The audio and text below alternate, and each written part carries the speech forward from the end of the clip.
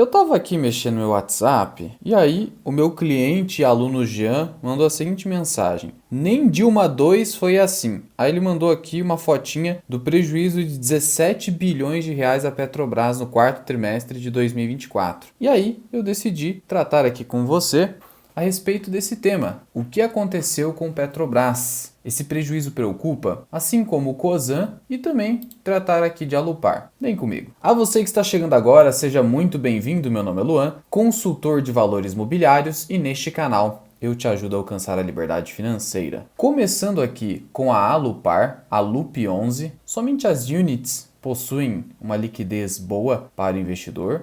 Nesse momento, elas estão caindo 0,67% e a gente vai notar que a ação vem caminhando aí a passos lentos, já faz algum tempo. Nos últimos 5 anos a gente tem uma alta pequena e isso vem atingindo, principalmente nesses últimos 2, 3 anos, o setor de transmissão de energia elétrica como um todo. Porque é um setor que está com uma alavancagem muito alta. Por quê? Porque está precisando investir para novas concessões. Taesa, por exemplo, tem concessões a vencer, tem o RBSE da ISA Energia que vai se findar, e aí essas empresas estão tendo que investir muito no momento de juro muito elevado no Brasil. Já há previsão de Selic terminal em 2025 superando 15% ao ano. Isso dificulta o planejamento financeiro das empresas.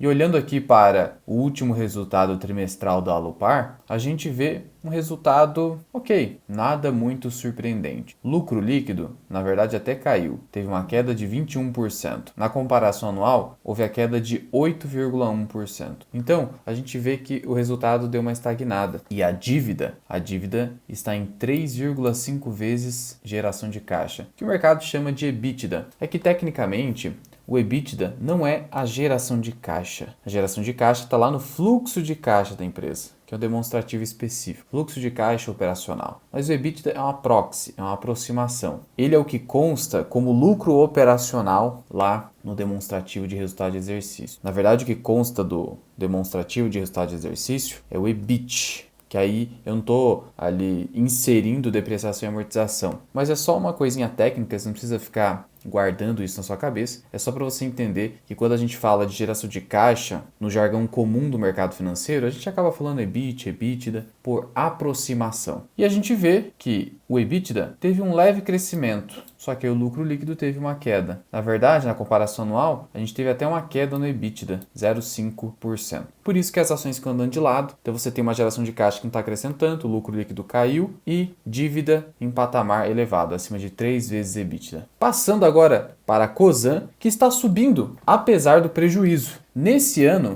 a queda da Cosan é de quase 12% nesse momento. Ela já está caindo bem nesse ano, um ano onde o Ibovespa segue subindo por conta do fluxo de capital estrangeiro que ingressou na B3. E até mesmo em fundos imobiliários, começamos a ver um certo interesse dos investidores estrangeiros em fundos imobiliários, seja porque eles estão bastante descontados, aí seria uma alocação tática, seja porque agora, com uma maior liquidez dos fundos imobiliários, começou a ser um pouco viável para o estrangeiro, investidor não residente, investir em fundos imobiliários. Mas o que interessa aqui é Cosan, uma ação que nos últimos 5 anos já cai 60%. Toda essa queda desperta interesse no sentido de é cilada, é oportunidade. Nesse ano a empresa liquidou o Vale com prejuízo. É uma holding, é como se fosse um fundo de investimento que investe em outras empresas. Teve que vender Vale no pior momento. E a questão da Vale impactou o balanço da Cosan. Então, quando você olha aqui o demonstrativo do quarto trimestre de 2024, que ainda não foi auditado, não teve tempo suficiente para isso, a gente nota um prejuízo de 9,2 bilhões. Mas o principal motivo é a questão da Vale. Veja só o que constou do relatório da empresa. O impacto se deve ao impairment,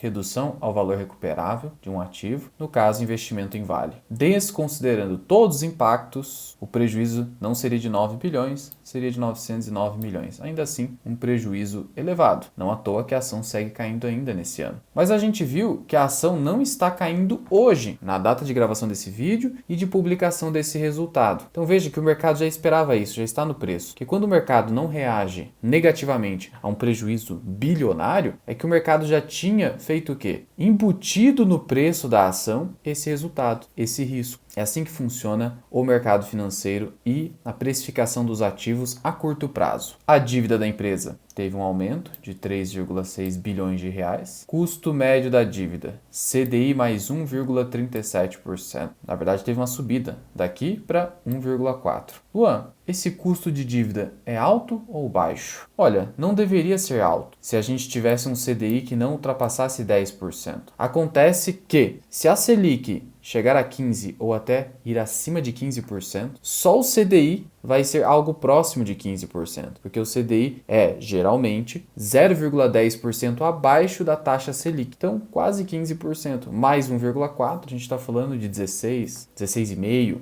É difícil você ter um retorno sobre o capital investido acima disso, acima desse custo da dívida. E é uma empresa que toma a dívida para investir em outras empresas. Como eu disse, é uma holding. Só que ela não pode mais fazer isso. Agora ela está indo no caminho contrário. Ela está precisando reduzir a alavancagem financeira mediante venda de ativos. Vendeu Vale, aí tem ativos ali da Raizen. O pessoal já está falando, será que ela não vai vender um pouquinho da Compass? O CFO da empresa, o Rodrigo Araújo, disse o seguinte: esse é um trimestre para virar a página, dizendo, olha, 2025 vai ser bem melhor. Claro, sempre tem o viés. O executivo ele sempre será otimista, ou ele precisa fazer a propaganda da empresa. Você não precisa acreditar no executivo. Analise os números. Outro detalhe é que a totalidade dos dividendos que a Cosan recebe das suas empresas investidas, essa totalidade está indo para pagar juro de dívida, então não tem como pensar em distribuição de dividendo na Cosan. O BTG ainda segue otimista com Cosan, colocando um preço-alvo lá em cima. Por quê? Porque o desconto de holding está em 50%. É um desconto bem elevado, bem atípico. Ou seja, a diferença entre o valor de mercado da Cosan hoje e as suas empresas investidas está em 50%.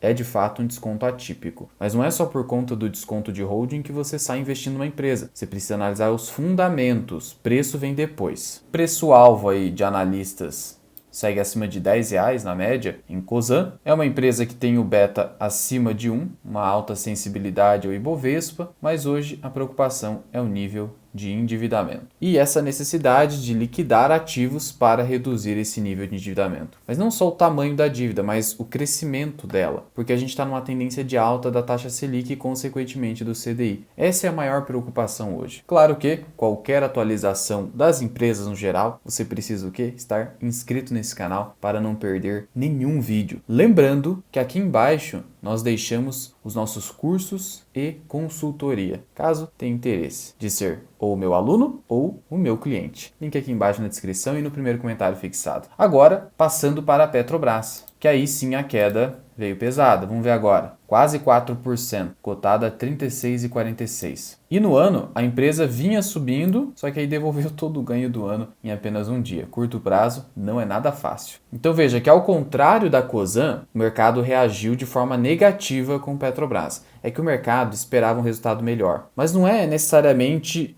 o fim do mundo esse prejuízo. O que o mercado está atacando aqui é a queda no lucro líquido, a queda de resultado. Mas não esse prejuízo porque é um prejuízo sem efeito caixa, que não atinge o caixa da empresa. Eu vou te explicar melhor. Lembrando que ao consultar Petrobras, por exemplo, no Investidor 10, você não pode simplesmente tomar decisão com base em dividend yield de 20%. Não é esse o dividend yield verdadeiro. Não espere mais do que 10% de dividend yield em Petrobras, mesmo falando de Petrobras, quando o governo precisa de dividendo para dar uma equilibrada nas contas públicas. Um primeiro motivo dessa queda, antes de te explicar aqui o prejuízo. Dividendo. A companhia aprovou aqui um dividendo de 9,1 bilhões de reais. Isso aqui dá menos de 2% de dividend yield. Data de corte, que é a data com 16 de abril. E o pagamento, como de costume na Petrobras, ocorre em duas parcelas. Primeira parcela no dia 20 de maio, segunda parcela no dia 20 de junho. O mercado achou que esse dividendo não foi tão alto, ok. Então esse é o primeiro motivo, mas não geraria uma queda tão grande. O grande motivo está aqui, nesse prejuízo. Veja só aqui o prejuízo. 17 bilhões, pouco mais de 17 bilhões. Quarto trimestre de 2024. No terceiro trimestre, o lucro foi de 32 bilhões. E no quarto trimestre de 2023, foi lucro de 31 bilhões. Por isso que o mercado ficou assustado. num primeiro momento. A queda de um ano para outro, em termos de resultado, foi de 70%. Bom, o que aconteceu aqui? O motivo está aqui. A variação do lucro se deve a uma questão de natureza contábil. Quando a empresa fala de natureza contábil que não afeta o nosso caixa, ela está dizendo: a gente não teve um efetivo prejuízo de retirada de grana da empresa, do caixa da empresa. Não. O que aconteceu foi um efeito não caixa de variação cambial das dívidas entre a Petrobras e as suas subsidiárias no exterior. O que acontece? A empresa tem subsidiárias no exterior e ela faz operações financeiras com as suas subsidiárias. Nessa condição, a Petrobras é uma holding. Tem uma empresa que está controlada no exterior, ela é uma holding, assim como a Cosan, mas uma holding atípica. Ela não é uma empresa que foi concebida e criada para ser uma holding. Por isso atípica. De todo modo, qual que é o detalhe aqui? Como no quarto trimestre o dólar se apreciou muito frente ao real, você teve uma perda, a empresa brasileira, que é a holding. Você teve uma perda pela variação cambial, isso é resultado financeiro. E essa perda acaba impactando de forma contábil no demonstrativo de resultado da empresa. Mas note que, de maneira similar, quando a empresa tem simples valorização das suas empresas subsidiárias, investidas ou controladas, isso gera lucro na empresa por equivalência patrimonial, mas não teve lucro, não teve efeito caixa efetivamente, não teve geração de caixa, só teve uma valorização dos seus ativos. Valorização ou desvalorização, sem realização de prejuízo ou de lucro, já impacta no demonstrativo de resultado. Aí lança como lucro ou prejuízo. Então veja que não tem a ver com o fluxo de caixa da empresa, que foi positivo. Não à toa que ela também aprovou o dividendo. Então como é que foi o EBITDA, o EBITDA, que é o que mais importa? No caso foi de 40 bilhões, teve queda. Então aqui que está o detalhe, teve queda, por isso que a ação caiu. Mas ainda teve fluxo de caixa livre. Positivo, com queda, mas positivo. Sendo assim,